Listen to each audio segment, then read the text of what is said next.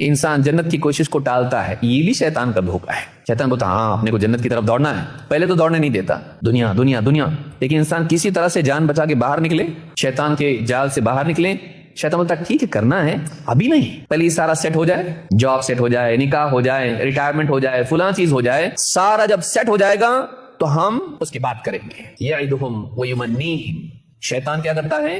انسان کو وعدے کرتا ہے، ابھی زندگی ہے نا، اتنی جلدی کیا ہے؟ ویمنیہم، تمنائیں دلاتا ہے، ارے اللہ غفور الرحیم ہے، اللہ بڑا معاف کرنے والا ہے، تھوڑی موڑی کوتاہی معاف کر دیتا ہو۔ انسان کو وعدے کرتا ہے، انسان کو تمنائیں دلاتا ہے۔ وما یعدہم الشیطان الا غرورا، لیکن شیطان کے وعدے سوائے دھوکے کے اور کچھ نہیں ہے کہ انسان ٹالتا رہتا ہے، ٹالتا رہتا ہے، ٹالتا رہتا ہے۔ موت کا فرشتہ نہیں ٹالتا، انسان دینداری کو ٹالتا رہتا ہے، لیکن موت کا فرشتہ موت کو ٹالتا نہیں ہے، بلکہ برابر آ کے اس کو اٹھا کے لے جاتا ہے۔ کہ کہاں کا بزنس، کہاں کا ریٹائرمنٹ، کہاں کے اس کے فیوچر کے پلانز، کہاں بچوں کی شادیاں، کہاں میرے معاملات، کچھ نہیں، وقت آ گیا تمہارا، چلو، اور آدمی کی کوشش رہ جاتی ہے۔ پھر آخرت میں جا کے انسان پچھتاتا ہے، کاش کہ میں ایسا کرتا، کاش کہ میں نے اپنی زندگی کو صحیح استعمال کیا ہوتا۔ وہاں جا کے معلوم پڑتا ہے کہ جن چیزوں کو میں نے پرائرٹائز کیا تھا وہ بالکل بے قیمت تھی، اور جن چیزوں کو میں نے پوسٹ پون کیا وہ پرائرٹیز تھی۔ اہم چیزیں وہ تھی جن کو میں ٹالتا رہا، اور جن میں مصروف رہا وہ ٹھیک ہے، اتنی اہم نہیں تھی، میں نے اسی کو سب سے زیادہ اہم سمجھ لیا۔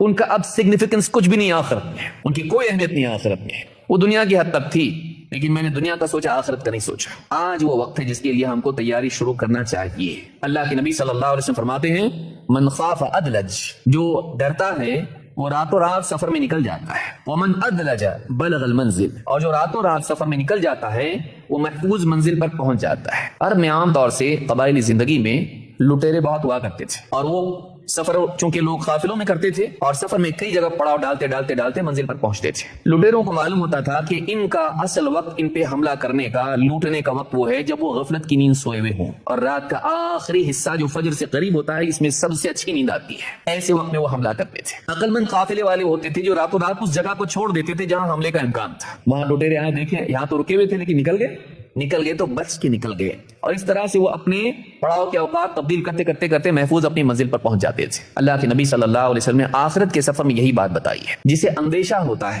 کہ مجھ پر حملہ ہو سکتا ہے اور میں کنگال ہو سکتا ہوں، مجھ کو لوٹ لیا جائے گا، وہ راتوں رات اندھیرے میں ہی نکل جاتا، وہ جگہ چھوڑ دیتا جو رسک والی ہے۔ اور جو اس طرح سے راتوں رات جلدی سفر میں نکل جاتا ہے تو ایسا انسان اپنی منزل پر محفوظ پہنچتا ہے۔ یعنی آپ نے بتایا جس کو اندیشہ ہے اس کو غفلت میں پڑے رہنا نہیں چاہیے، اس کو وہاں سے روانہ ہونے میں، اپنے سفر کو جاری کرنے میں تاخیر نہیں کرنا چاہیے، پوسٹ پون نہیں کرنا چاہیے۔ اسی لیے آپ نے بعد میں فرمایا الا ان سلعۃ اللہ غالیہ الا ان سلعۃ اللہ الجنہ، اور آپ نے پھر کہا خبردار، اللہ کا سودا بہت مہنگا ہے۔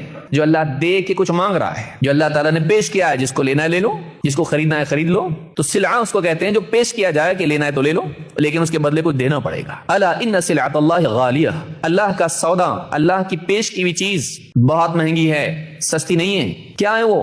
فرمایا الا ان سلعۃ اللہ الجنہ، اللہ کی جو پیش کی ہوئی چیز ہے، اللہ کا جو سودا ہے، اللہ جو بیچ رہا ہے، دے رہا ہے، وہ جنت سے ہے، کوئی چھوٹی موٹی چیز نہیں، بہت مہنگی چیز ہے۔ یہ اور بات ہے کہ اللہ تعالیٰ تمہاری ٹوٹی پھوٹی کوششوں کے بدلے جو جینوین دل کے ارادوں کے ساتھ، وہ اخلاص کے ساتھ ہو اور صحیح طریقے پر ہو، چاہے اس میں کمی کوتاہی کیوں نہ ہو جائے، اللہ اس کے اوپر بھی جنت دے دیتا ہے۔ وہ بڑا سخی ہے، کریم ہے، لیکن کچھ کرنا پڑے گا اس کے لیے۔ بے فکری نہیں چلے گی، بے فکری نہیں چلے گی، اور ٹالنا نہیں چلے گا، کیونکہ ٹالنا یہ بتاتا ہے کہ یہ اہم نہیں ہے، یہ امپورٹنٹ نہیں ہے، یہ قیمتی نہیں ہے۔ اہم چیزوں کو، قیمتی چیزوں کو انسان ٹالتا نہیں ہے۔ تو جنت کی دوڑ میں اپنے آپ کو روک کے رکھنا اور دوسری چیزوں میں مشغول ہونا اور جنت کے معاملے کو مؤخر کرتے رہنا، یہ بتاتا ہے کہ ہمارے نزدیک جنت کی وہ قدر نہیں ہے جو ہونی چاہیے۔ اس کے لیے ضروری ہے کہ انسان عمل کرنے والا بنے۔ جو حدیث میں نے ذکر کی، اس کو امام ترمذی نے ذکر کیا اور یہ حدیث صحیح ہے۔